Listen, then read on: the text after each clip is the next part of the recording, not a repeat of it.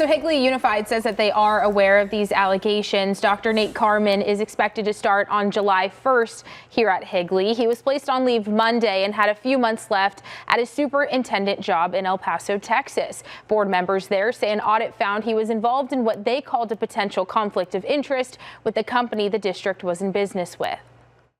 Based on discussion held in executive, I make a motion that we place Dr. Nate Carman on administrative leave with pay. An empty chair at the Socorro Independent School District Board meeting Monday as board members unanimously vote to place the outgoing superintendent, Nate Carman, on leave. We also identified a potential conflict of interest related to an employee or vendor. That's Travis Kastner with Weaver, an external auditing company hired by the district. He says they reviewed months of emails between Carman and an Arizona-based architect vendor, ADM.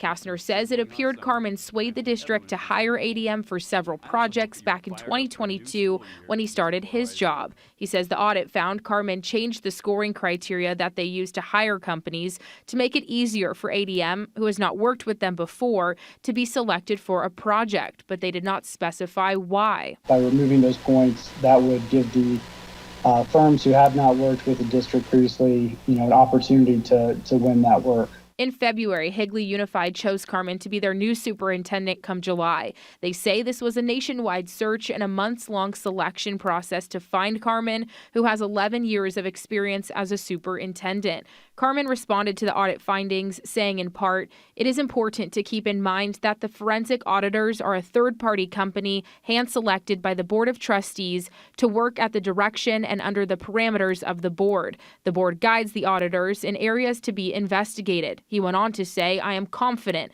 that there were no violations." Now we have his full statement up on our AZ Family News app. The audit also found the board voted to have Carman lead the district's committee that chooses their construction firms. The board president said that Carman requested to lead that committee. Again, he is slated to start at Higley in July. Here in the studio, I'm Holly Bach for Arizona's Family. Holly.